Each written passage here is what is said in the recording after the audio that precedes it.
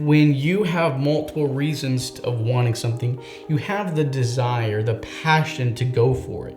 When you're striving for a certain career path, when you're striving for certain goals, you have distinct reasons, big major reasons of why you're going towards it. Welcome back, everybody. Today I'm gonna be going over on how to want God 24/7. If you ever have those times when you feel like how amazing God is and everything's just going so right and you just feel in awe of God, right? But then the very next day, it just completely just goes away. Maybe not all the way, but to an extent of not the way it was yesterday. But you want that same fire, you want that same hunger for God like you did the previous day, and you're not sure why it's not there today. I can teach this to you guys all day long, but of course, this is something that you have to do yourself. You have to have that desire to want Him. It's not something I can give you. Of course, the good thing about other Christians and having friends that are Christians, right, is to help you and encourage you to further on and just to make your relationship with God the best it can ever be. And that's what we're for, is to encourage you, to have fellowship with you, to make sure that relationship with God sticks and is always on fire. The first thing I do want to say is when you want something, you have reasons in your head of why you want the very thing, right? So when you want, like Christmas is around the corner, people want like a PS5, right? Why do people want a PS5? Well, there's reasons. It's fun. It's fun to have. Other friends have it. It passes time too, like really quickly. It turns your favorite movies into a video game. So if you're noticing that on one item there are multiple reasons of why people want something, the list just goes on and on.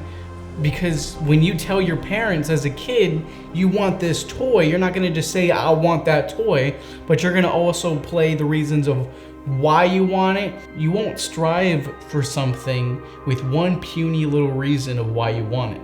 When you want something, there are multiple reasons and major reasons of why you want it. With God, there are multiple reasons of why we follow God, right? One, easy one, He died for us. He came on earth in the form of Jesus, right? Into man so that we could live, right? That's one reason right there. Now love, it's going to tie in with the first one. That's going to tie in with everything. Love is everything. He loves us, He loves everybody, because He hopes that one day that we can follow Christ and live the way He wants us to live. That is another reason of why we want God. Problems. God removes the problems in our life so that we can live in a positive, loving way, so that we never have to have these problems intervene in our life ever again, to where these problems, we're always going to have different situations, whether they're negative situations, but yeah, they're problems, but it's how we handle these situations, if they're going to be a problem in our life, or if it's just going to be something that's in our life, but I'm living the way Christ wants me to live, to where I'm in peace, I have faith, whatever the situation is, God is handling it right now, and it's not going to be a problem anymore, but it's just going to be another situation where I need to have faith. But the list can go on and on and on. There's multiple reasons of why we want God. So what I'm going at here is, when you have multiple reasons of wanting something, you have the desire, the passion to go for it. When you're striving for a certain career path, when you're striving for certain goals, you have distinct reasons, big major reasons of why you're going towards it. Many people don't have the same thing with God, and that's why either some days it'll be there, some days it won't be there. Some days you'll be on fire one day because it's benefiting you in this particular situation, this particular day. But when there are multiple reasons like that, when there are multiple major reasons of why you want Him, when you fully see the desire of why you should be with Him, then that's when that 24/7 door opens, and it's no longer you trying to be a good Christian or trying to do something or be somebody like that. And this happens to a lot of Christians. They act one way, but then on the inside, they really don't feel any type of connection, right? Or anything like that. But you can never strive towards anything without understanding it. And I think that's one of the many reasons why a lot of people don't follow God, is because they just don't understand him. If people just sit down and, like, this is exactly why preachers or people that are out and about, that they can talk about God to people and their life just changes, right? Because they now are understanding love, they're understanding Christ, they're understanding the whole story, the history of everything, and what that history and how it changes the future. And you know, it's just it's an amazing thing, but people don't just understand it. That's why God doesn't say force the gospel onto people.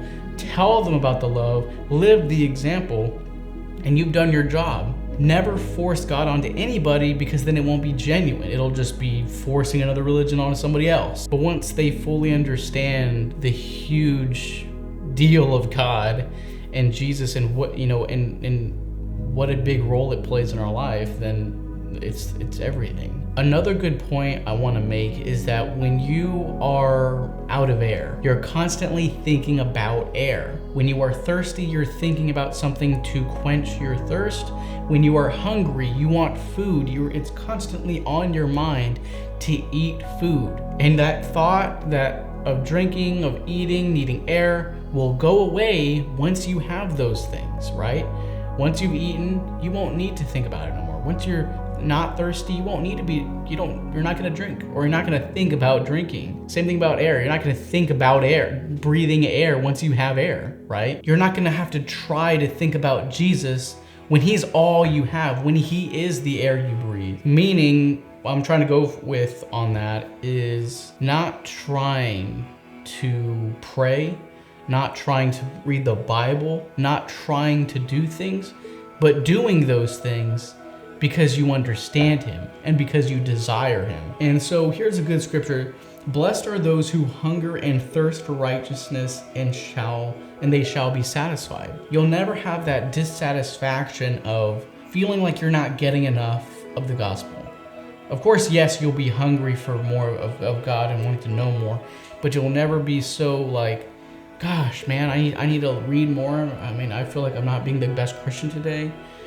But for those who go after God, for those who just strive for everything that they can and all their being to go after God, you will be satisfied.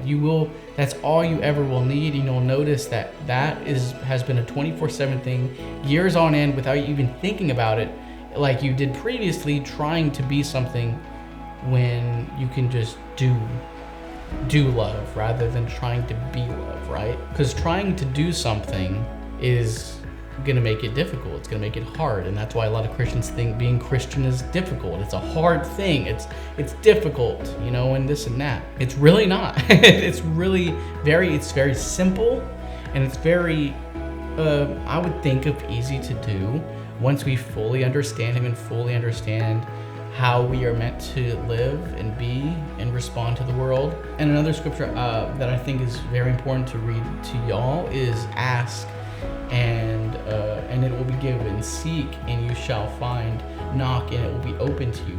For everyone who asks receives, and the one who seeks finds, and the one who knocks it will be opened. God is always open to you taking that first step. If you want to seek God today for the first time, it's not going to be difficult. It's going to be so easy. He's going to be there waiting for you. He's going to be there waiting for you to take that first step so that he can intervene and start changing your life. You'll never be to a point of when you are seeking him, when you are trying to get to him, and you're not getting absolutely anything. Because when you seek in the Spirit, when you seek from your full heart, he is there. Always up to you to find that desire, to find where that is coming from. Sometimes people get healed. When people get healed, they see the love that God has for them because they're like, wow, God did this for me, and not just healing me, but the guy who prayed for me is talking to me about the Lord, and I'm learning more about it right now. I'm understanding it. It's because it'll be more sincere in your life personally, because he is a personal God. It'll be very sincere when it's really from you to him, rather than somebody to this, right? In a love triangle. The basis of this video was to show you that when you want something, you'll have reasons to go after it. When you want God, you'll have reasons to want God. Now, I want you to go ahead and do something for me when this video ends. I want you to think or write down reasons of why you follow God. I want you to have as many reasons as you possibly can. Meditate on those reasons. He died for me. He loves me so much. He's doing everything so that I can live, so that I can make it to heaven, so that I can teach the world about love, and so that they can see the true meaning of life, that they don't have to have these problems in their life anymore. They don't have to have these such worldly struggles, that evil does not have to get to them anymore. So many reasons that we follow God, but it all dials down to Him just loving me, right? It's all just crammed into that one word. One word has so much stuff, has mercy, has faith, has forgiveness, has everything. So if you want God 24/7, from the first thing you wake up and you pray in the morning till the first thing when you go to sleep, including even in your dreams, all you need to do is understand Him as much as you can. And how do you do that? It's just by reading up on Him, learning more about Him, listening to some encouraging Christian music, because a lot of music out there is but some good Christian songs that are out there can really help somebody's life just change. Music is a very, very powerful way to hear somebody's love for God, and they just feel it, right? And that they just cry because it's just so powerful. And you can read on it, you can listen to it, you can sit there and pray and just start talking to God. No one can give you that hunger. This is something that you get yourself. Hello, Oreo. This is something that you get yourself. This is something that you find. You find this love that you've never felt before from anybody else. You've heard people talk about God's love for you, but you weren't having it. But now that you understand it, you see it, Him loving you, you see all of it, now you're wanting that. So you need to understand it to its true form, and not just hearing it from people, because we hear people talk about God all the time and they just say, no, I don't want none of that in my life. Because they hear it, they just don't want to listen to it, they shut it out, they don't understand it. I hope this video helped you understand what it really takes to get that 24/7 relationship on point, and that's just to have that communion, that fellowship all the time, the way you do with your closest friends, everybody else.